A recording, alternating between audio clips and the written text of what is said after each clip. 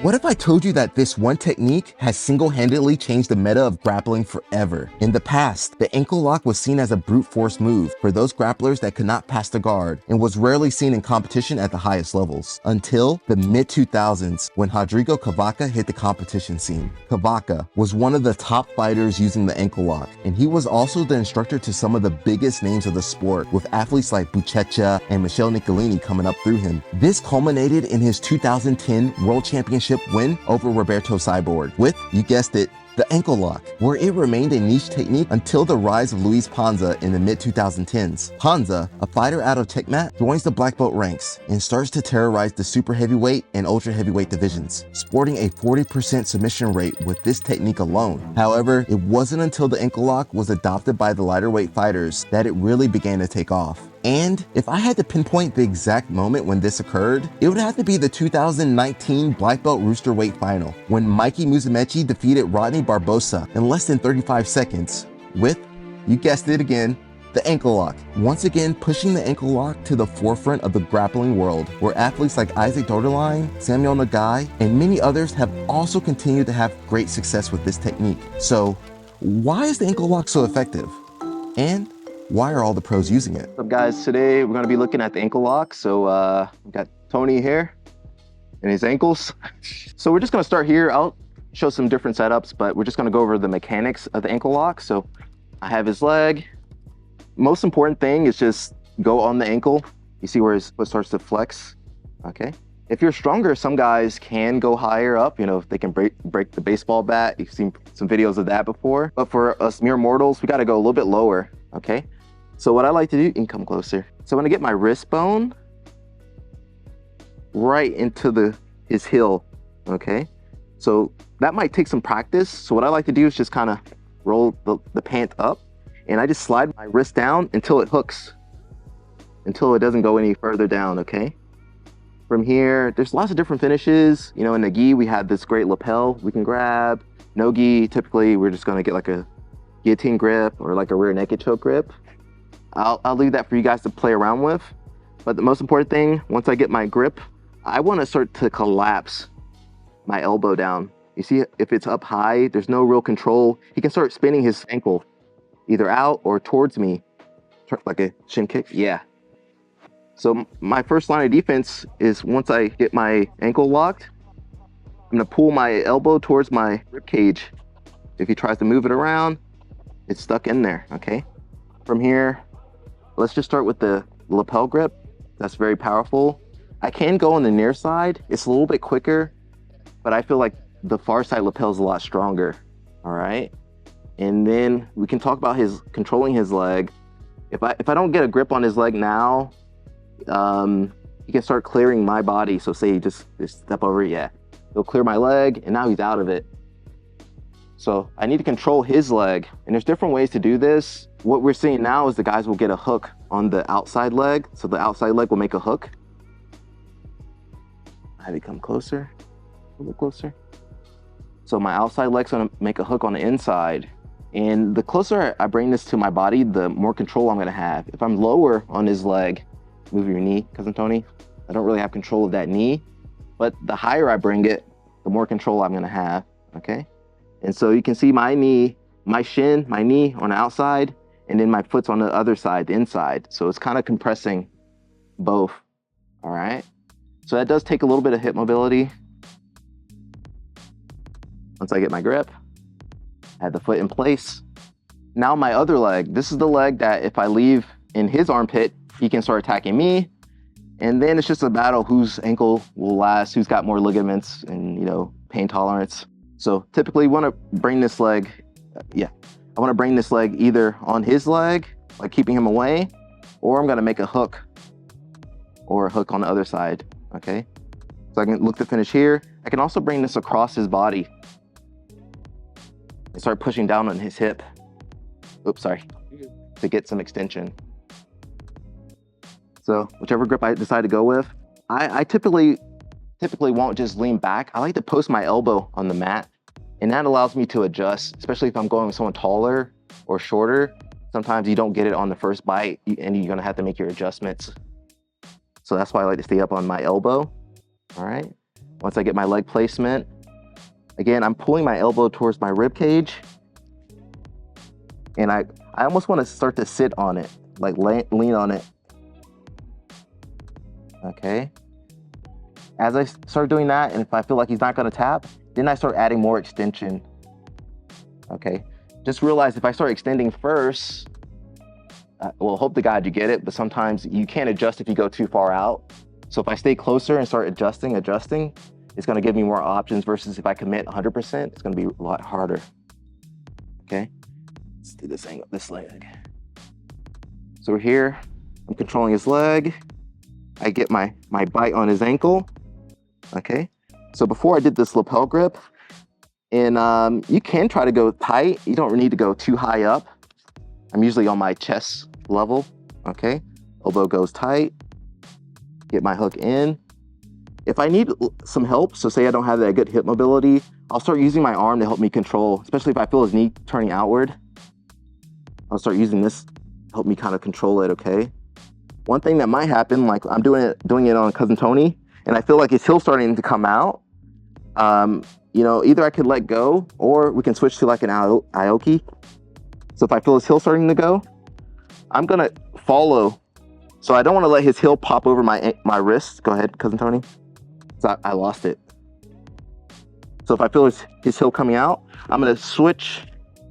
So I won't be able to use that lapel grip as effectively. So I'm gonna follow with my wrist a little bit higher up, and then I can get like a guillotine grip or a rear naked choke grip. And so I do this leg. So his heel's coming out a little bit. I'm gonna follow his heel. And so I like to kind of turn my arm into it too. Okay, so I'm getting my grip, either guillotine grip like this or like a modified guillotine grip coming underneath. And again, I need to compress this. So it helps if I control his leg. I need to keep that knee pointed upward. And I'm gonna turn my upper body kind of away from Cousin Tony. Okay, that works really well. So that's if he's trying to pull out. I typically don't suggest you guys pull out that leg unless you're confident in it. What we see a lot of times, the guy will try to kick his leg through or make a boot. So that's actually pretty smart. That's probably what I would do. So to help me combat that, if he starts pushing forward, I start, let me do this leg. If he starts pushing forward, that's when I use this leg to help me adjust it. Okay. Again, I can get my lapel grip. I can get this rear naked choke grip or a guillotine grip. I can get my rear naked choke grip. Okay. And there's different ways to finish it. If I'm in this kind of situation, like say we're in a double guard, I'm probably not going to go backwards. Instead, I'm going to try to get my ribs kind of into his ankle. I'm going to try to like push his ankle into my ribs. Let's do this way. I'm just switching. So I'm trying to push his ankle into my rib cage. And then my upper body is going to twist. Like twist his foot.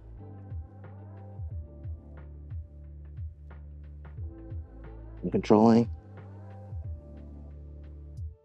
Okay, so many different ways to finish.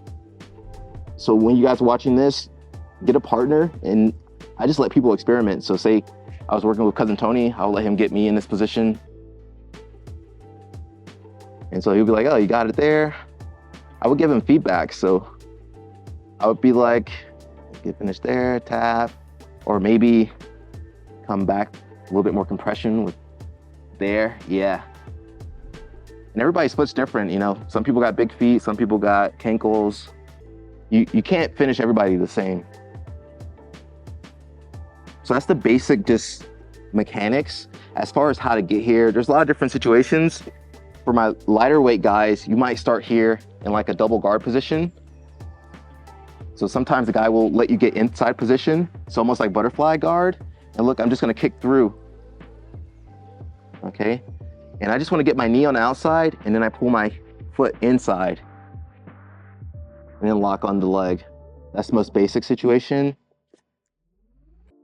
If he's got inside position on me, a lot of times I'll turn this way. So say he has inside position on me. I'm gonna try to control his ankle. I can try to put De La Hiva and go for my bolo, or control the ankle, re-pummel inside. Okay, knee goes outward, toes and foot go inside. I can stay in like an Ashi or single leg X. This works really well, but just realize if he clears my foot, he can escape, right? But when this foot's on the inside, it's really hard to clear this. Like, you're probably not gonna clear that. That's the most basic situation. We're in this double guard. You know, maybe he's looking for his bolo or something. In that case, I'll try to pill and sit back, or say he has inside position, control the ankle, re-pummel, okay, and come in. While I'm doing this, I like to block the other leg so he can't come into play. Sorry, Cousin Tony. Because sometimes, like, you know, I'm worried about this leg, I pummel in, but then he gets my other side. Okay, so just be mindful. If you're gonna attack one side, just block the other side out. Okay, so that'll be a good drill for you guys.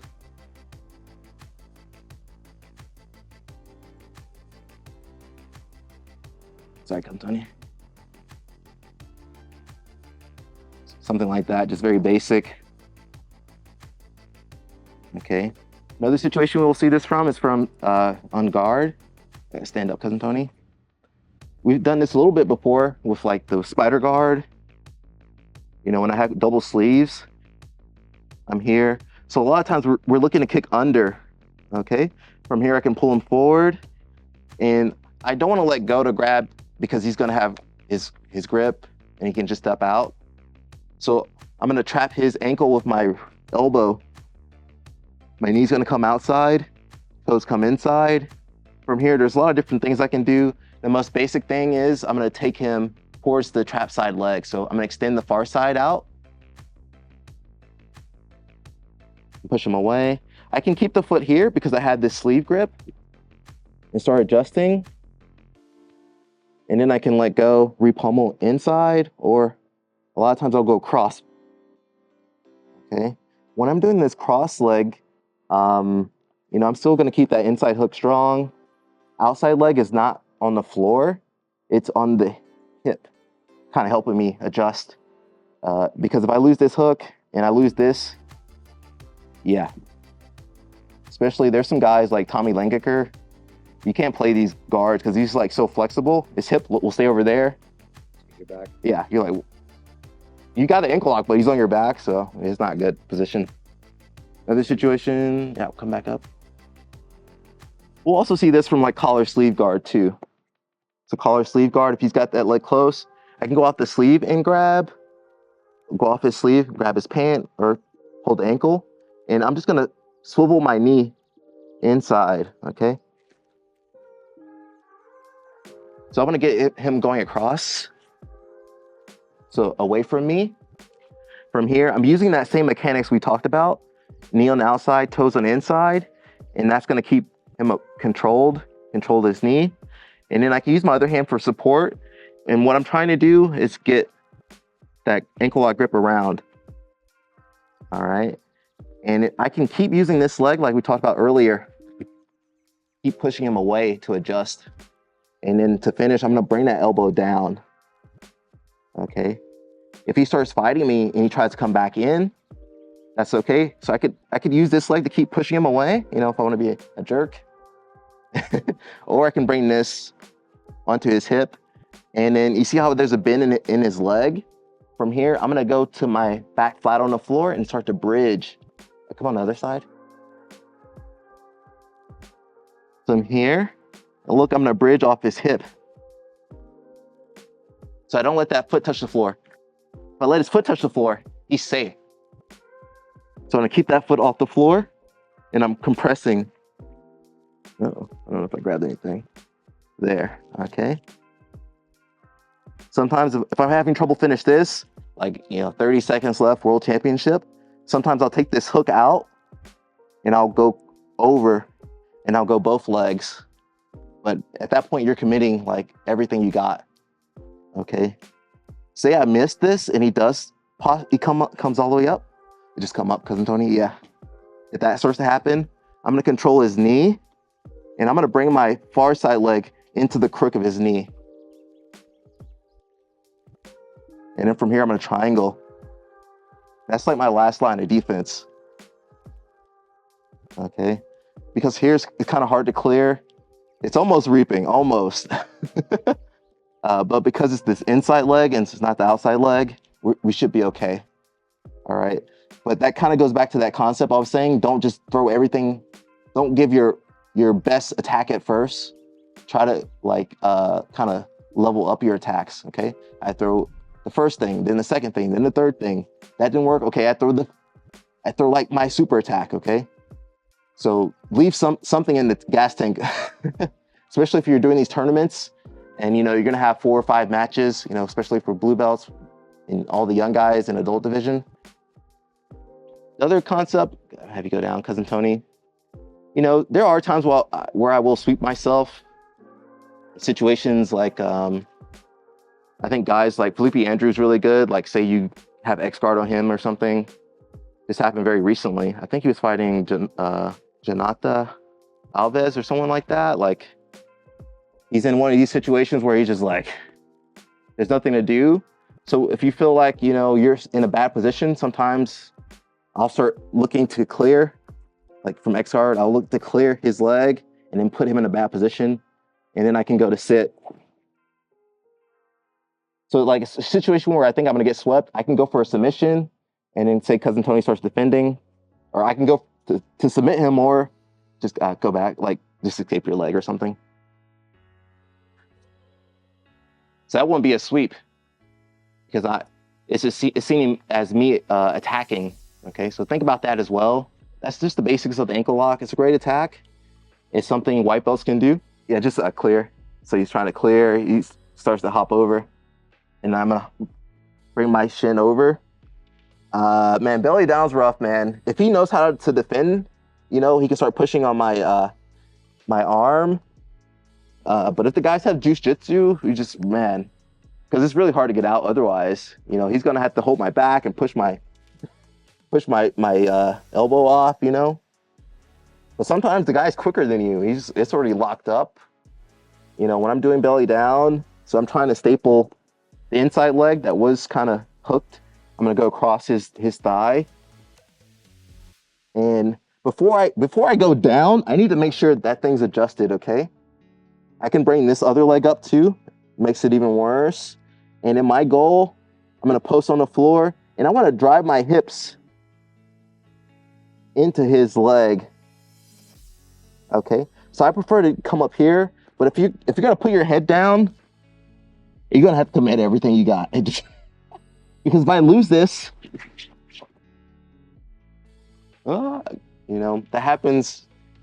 Even in tournaments, you might be winning, you're up 30 points, 10 seconds or 15 seconds IBJF.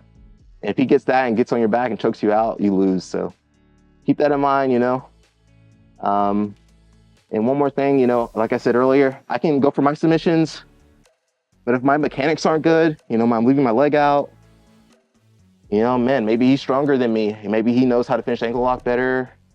Maybe my ankle was already jacked up from the day before or the week before, and it's not in good shape. So try to avoid these situations. All right. Tony, thank you.